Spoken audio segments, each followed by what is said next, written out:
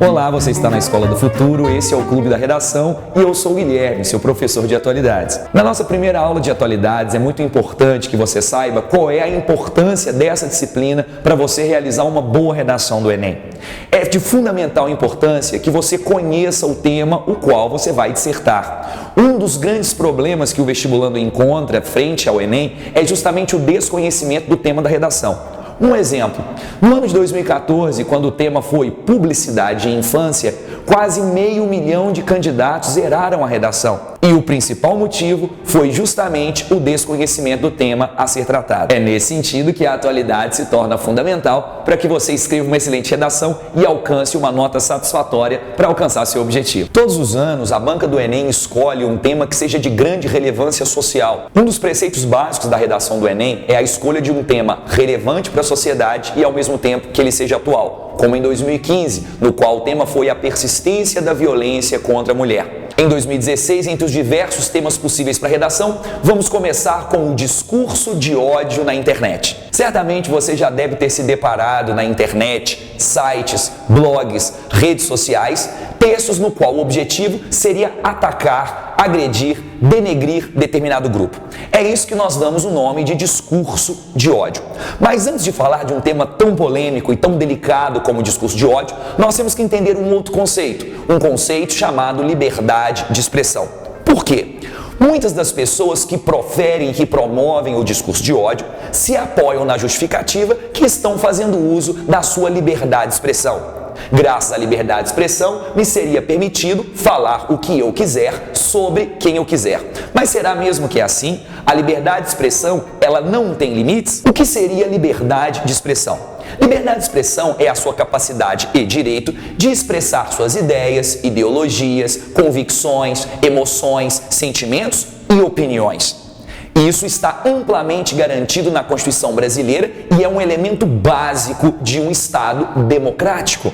No artigo 5º da Constituição está expresso: é livre a manifestação do pensamento. Se a Constituição nos garante a livre manifestação do nosso pensamento, será que existe algum limite para a liberdade de expressão? É justamente esse o ponto sensível do nosso debate. A palavra liberdade, quando utilizada na Constituição, ela não quer dizer que ela seja ilimitada. Aonde estariam os limites da nossa liberdade de expressão? Bom, os limites da nossa liberdade de expressão estariam justamente dados por outros direitos que também são garantidos pela Constituição. Mas como assim? Ao mesmo tempo que a Constituição garante a liberdade de expressão, ela também garante outros direitos a outras pessoas e, portanto, não pode haver conflito entre a liberdade de expressão e outros direitos garantidos pela Constituição. Vamos ver um exemplo. No mesmo artigo 5º que garante a liberdade de manifestação de pensamento, também está escrito: são invioláveis a intimidade, a vida privada, a honra e a imagem das pessoas, assegurando o direito à indenização pelo dano material ou moral decorrente da sua violação. Percebeu esse exemplo? Esse é um limite da liberdade de expressão. Ela não pode entrar em conflito com outros direitos garantidos pela mesma Constituição. A liberdade de expressão, utilizada de maneira irrestrita e irresponsável, ela vai até contra os valores da nossa república e da nossa democracia. Mais um exemplo da nossa Constituição. Vamos ver. No artigo 3º da Constituição está escrito: é papel do nosso país construir uma sociedade livre, justa e solidária, promover o bem de todos, sem preconceitos de origem, raça, sexo, cor, idade e quaisquer outras formas de discriminação. Perceberam? Mais uma vez aparecem os limites da liberdade de expressão. E é desse ponto que nós vamos entender o que significa discurso de ódio. A partir do conhecimento que nós construímos até o presente momento, nós vamos agora partir para a segunda parte do nosso raciocínio. Vamos recapitular. Você entendeu o que é liberdade de expressão? Primeira parte. Segunda parte, você entendeu que a liberdade de expressão ela não é ilimitada, uma vez que ela está restrita aos demais direitos garantidos pela nossa Constituição. Então agora vamos decantar o que é de fato o discurso de ódio. A internet ela deu uma enorme vazão para que as pessoas pudessem expressar as suas ideias. A internet foi uma grande revolução e dentro dessa revolução vem a revolução das redes sociais. As redes sociais aumentaram muito a capacidade de que uma ideia e um discurso possa se proliferar pela rede. A partir de curtidas, de compartilhamentos, um texto rapidamente atinge milhões de pessoas. Mas sem o uso responsável e sem o conhecimento dos limites da liberdade de expressão, nasce o que nós chamamos de discurso de ódio. Mas afinal, o que seria o discurso de ódio?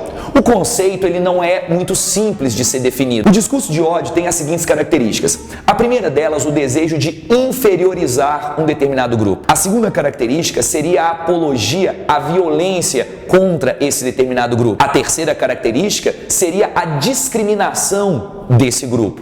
E aí vamos construindo o que nós chamamos de discurso de ódio, ou como a expressão que surgiu nos Estados Unidos, hate speech. O discurso de ódio, ele nasce de um fenômeno chamado de intolerância. E o que é intolerância? Intolerância é a incapacidade que o indivíduo possui de coexistir com a diversidade de opiniões, de ideias e de comportamentos. Exemplos de intolerância: a intolerância religiosa, a intolerância ligada ao gênero e à sexualidade, a intolerância racial, a intolerância ideológica. Todas elas são um fértil campo para a produção de discursos de ódio. Mas afinal de contas, por que nós somos uma sociedade tão intolerante e a partir disso produzimos tantos discursos de ódio? Há intelectuais que defendem a ideia que o Brasil não está ficando mais intolerante. Na verdade, o Brasil sempre foi um país intolerante. É justamente a internet que deu mais projeção à intolerância a partir dos discursos de ódio, por exemplo. E a segunda coisa, não só a projeção dos discursos de ódio aumentaram a partir da internet, mas também as leis que combatem esses preconceitos também estão mais rígidas. Isso faz justamente que os casos de intolerância ganhem maior visibilidade. Dessa forma, é muito importante que você, para enriquecer a sua redação, faça um resgate histórico sobre o fenômeno que você quer abordar. Por exemplo, no caso da intolerância, o que faz do Brasil um país tão intolerante historicamente? Bom, o primeiro motivo é que o Brasil passou grande parte da sua história política sobre regimes autoritários. E o autoritarismo está muito ligado à intolerância. Percebam o nosso Brasil república. Só na República nós tivemos a maior parte do período ligados a regimes autoritários e apenas pequenos suspiros de democracia. República da Espada, Estado Novo, ditadura militar. Significa que a nossa democracia é ainda muito jovem e, portanto, ainda nós não sabemos lidar com muita tranquilidade com a diversidade de opiniões, comportamentos e ideologias. Agora nós vamos conhecer alguns dos principais grupos que são alvos do discurso de ódio. Começando pelo discurso de ódio, fruto da intolerância religiosa. Está expresso na Declaração Universal dos Direitos Humanos, assim como na Constituição Brasileira de 1988, que todo cidadão tem direito de expressar livremente a sua crença. Mesmo nesse ambiente de liberdade de crença, as religiões afro-brasileiras ainda são fortemente alvos de discursos de ódio. Esse discurso de ódio ele também pode ser explicado nas suas raízes históricas. A escravidão ela não consistiu apenas em pessoas que eram submetidas ao trabalho forçado, mas para que houvesse a escravidão era importante toda uma estrutura ideológica que inferiorizasse os negros africanos. E um dos aspectos dessa inferiorização está relacionada à religiosidade dos povos africanos. No Brasil, essas religiões foram taxadas de demoníacas, animalescas, primitivas e, portanto, eram totalmente proibidas. Mesmo após a abolição da escravidão, a inferiorização das religiões africanas ainda aparece muito presente na sociedade brasileira. É muito comum discursos que atacam terreiros de Umbanda, Candomblé e as pessoas que pertencem a essas denominações religiosas. Outro grupo atacado por discurso de ódio são os grupos da comunidade LGBT, gays, lésbicas, bissexuais e transexuais.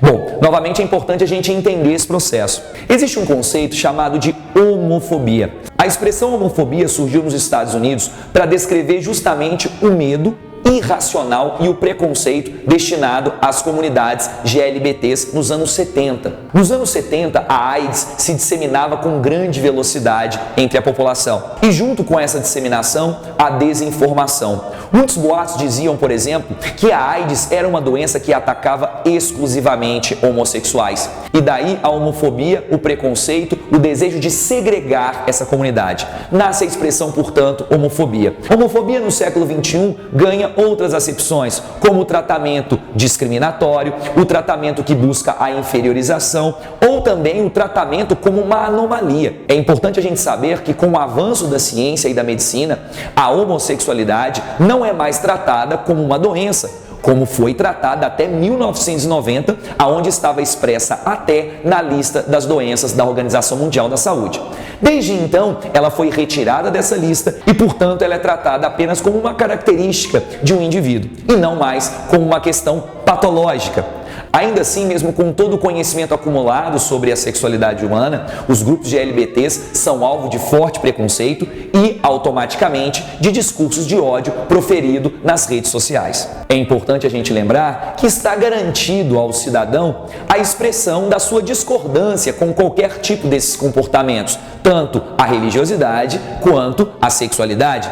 Entretanto, o seu direito à discordância novamente está limitado pelo direito do outro, ou seja, dentro da discordância não se pode proferir um discurso de ódio que ataque a honra e a moral desses grupos. Outro tipo de discurso de ódio é aquele que contém a intolerância racial. Também o racismo, todos nós sabemos, é uma característica histórica e muito danosa à sociedade brasileira. Além de textos que menosprezam o movimento negro ou menosprezam a luta pela igualdade racial, nós temos os famosos ataques virtuais, feitos a perfis de pessoas negras, muitas delas até famosas, como foi o caso da atriz Thaís Araújo e também da jornalista Maria Júlia Coutinho. Todas elas foram vítimas de um mesmo ataque. A partir de perfis fakes que se organizam em comunidades na internet, eles orquestram ataques a perfis virtuais. É muito importante saber que esse tipo de crime, mesmo no ambiente virtual, ele é taxado como crime de intolerância racial, da mesma forma como se ele fosse feito no ambiente real. A justiça não discerne o mundo virtual do mundo real e as punições são as mesmas. Todos vocês que vão escrever a redação do Enem sabem que o encerramento do texto ele tem que ser feito a partir de medidas de intervenção. Dentro desse debate, é muito importante você pensar formas de combater o discurso de ódio. Eu vou deixar aqui alguns exemplos para vocês. O primeiro, é importante que a educação escolar aborde a diversidade de opiniões e a importância da tolerância. Isso pode ser feito a partir de debates, seminários, oficinas. Outro recurso muito importante para combater a intolerância é um programa já disponibilizado pelo governo federal chamado Disque 100. A partir desse número, as pessoas podem denunciar crimes de ódio. Outra medida seria o endurecimento das leis acerca de crimes de intolerância. Lembrando que já há muitos artigos na Constituição brasileira que punem crimes de ódio ligados a discriminações de etnia, sexo ou raça. A internet também tem um papel muito importante no combate ao discurso de ódio. Outra iniciativa do governo federal foi uma página chamada Humaniza Redes, buscando promover a conscientização das pessoas sobre o que é o discurso de ódio e como evitá-lo. E chegamos ao fim da nossa primeira aula de atualidades. Vamos recapitular? A primeira coisa que nós discutimos hoje foi o conceito de liberdade de expressão e o quanto ela é importante dentro de uma democracia. Posteriormente, vimos que a liberdade de expressão possui limites e não pode entrar em conflito com outros direitos constitucionais. Depois vimos os principais grupos que são alvo dos discursos de ódio, proferidos principalmente a partir da popularização da internet, como negros, homossexuais ou adeptos de religiões, principalmente afro-brasileiras. Agora você tem um grande aparato para começar a escrever sua redação. Pesquise, leia e pratique. O Clube da Redação é essencial para você alcançar o seu 1000 na redação. Até a próxima aula e até mais!